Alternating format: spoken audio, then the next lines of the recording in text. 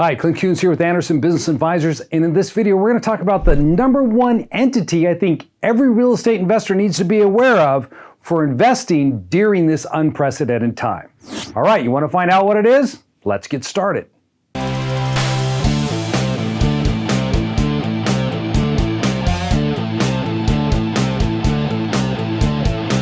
Okay, when we talk about the number one entity, I've already discussed this entity before, but many of you that are watching this video right now, you may never have heard of the strategy I'm about to share with you. In fact, there's two strategies here. They're kind of wrapped into the same concept.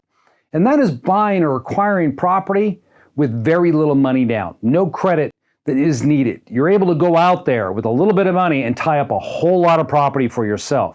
Now, these types of investing opportunities only come around in certain periods. That is, they tend to be better when the market's in a certain state of flux than in other times. When markets are doing great like we've been doing over the past several years, you're not going to see as many distressed homeowners as you may in the future. So these are really strategies designed when working with somebody who's in a distressed situation to help them out of that situation and at the same time receive some benefit yourself for the good work that you would be doing by helping someone out of a situation where they're looking at possibly losing their property because they can no longer make the mortgage. What am I referring to here? I'm referring to subject to real estate investing or sandwich lease option. Now, these two strategies, what it means is this. With subject to investing, you're going to go out, you're going to find a piece of property. So here's a house right here. And this person is probably in a situation where they're behind on the mortgage, behind on taxes. Maybe it was an investment property and it was one of the first properties they bought. They thought they wanted to be a real estate investor. Now they're just ready to call it quits because what has happened here. And so they want to get out of it. Now, if the property, let's say, has actually gone down in value or it's right at the value of the mortgage, the investor themselves, they don't see any benefit in selling it because after they factor in all their costs and commissions, they're going to lose money. So these people become paralyzed and they just sit there and they let the problem fester. The other issue you have right now is, getting appraisals on properties. It's very difficult to sell something because the appraisals aren't coming in or no one's going out to appraise on the property. So this is what makes it really unique and an opportunity for the savvy real estate investor is to find someone in this situation. So let's say we see this individual here and they have $275,000 in debt and mortgage on that property. So you would approach them and you would say, I'd like to buy this property from you. So the subject to would work as follows. You'd approach them and say, listen, I'm going to buy the property, but here's the terms. I am going to pay you a set sum of money. I'm going to pay you $5,000 for your property, and I will pay your mortgage. I'm not going to assume your mortgage, all right?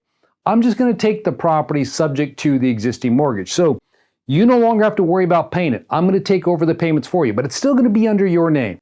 That's what we mean by subject to. You're buying the property subject to an existing mortgage. You're not going on the title.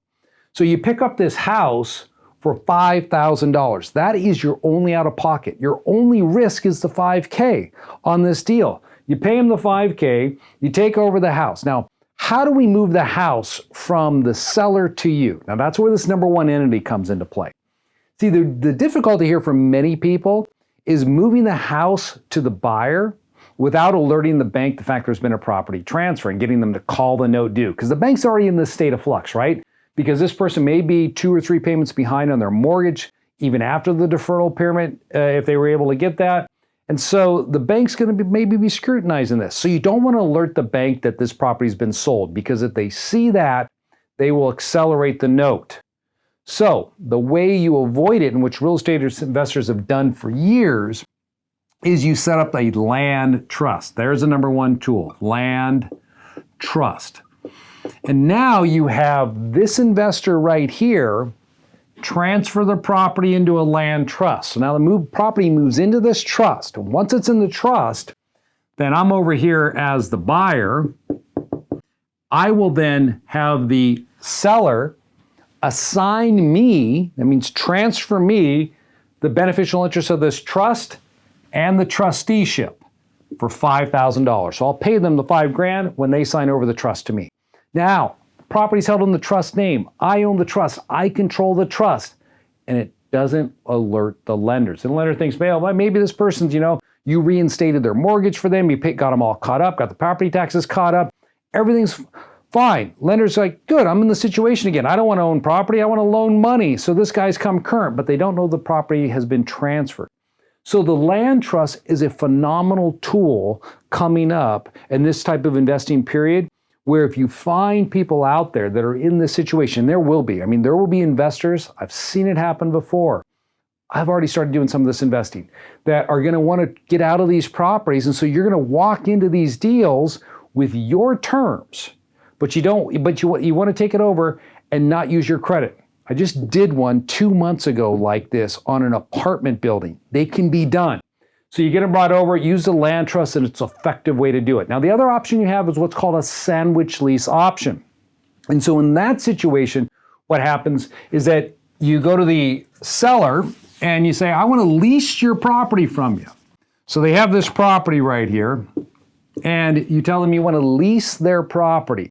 And so what you're going to do in that situation is you're going to then lease it back out to another party. So you're going to make money, and with that money, you're going to pay back the seller on the lease. But you want to make sure that that sandwich lease also has an option tied to it, so you can buy the property within 2 years.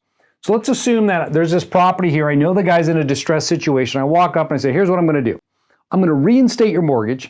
So you owe $6,000 to get that mortgage reinstated. That's going to be your option fee. Okay, I'm going to pay you $6,000, and that gives me the ability to exercise to buy this property anytime between now and 2 years for, let's say it was at $275. That's a mortgage. Let's say $300,000. Okay.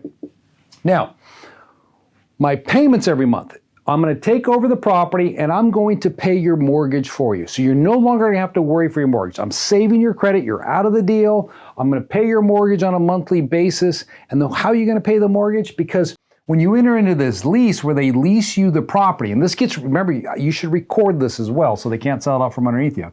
When the property gets leased to you, you're going to turn around and lease it to some tenants who are going to move into the property. And so the money you make, let's say that the mortgage here is $1,200 a month, you're bringing in $1,500 a month, and then you're turning around and paying the $1,200. So you're making $300 off of this. Now, when you do this type of strategy right here in the sandwich lease option arrangement, again, I would consider using a land trust. If you don't think that when you exercise the option, say 2 years from now, that property is now valued at $425. The market's come back really strong. It's valued at $425. You go in, you buy it for $300. You just made $125,000. Cool. Maybe you're going to sell it at that point in time, or you're going to refinance out this mortgage. But if you don't want to have to refinance out the mortgage, then you want to make sure that when you exercise the option, so the bank doesn't get alerted to it, maybe you go back to that land trust scenario again. You put it inside of a land trust right there. And once the land trust is what's leasing the property from this individual, then you're turning around and subleasing it back out. So you create your land trust, and rather than having the tenant just transfer it in this situation, the tenant's going to lease it over to the land trust. And then eventually what happens when you take over the title would then get transferred into the land trust name when you exercise the option. Under that scenario, and then you would close, and then you have the property still subject to that existing mortgage. So a land trust can be a very effective tool during the times that are coming up. As homeowners find themselves in distressed situations, the idea is, how can I walk into there, help them out of that distressed situation, save their credit, but at the same time take over that property without alerting a lender to the fact that there's been a change in ownership that would trigger the acceleration clause in that mortgage. That's why you need to become familiar with land trusts. If you're not familiar with them, click on the link in the notes. You can go to obtain a strategy session with someone in our firm, or check out my other videos as well on land trusts. I got a lot of videos on this topic, and you'll see just how valuable a tool this can be with your real estate investing. All right, take care everyone, and be safe.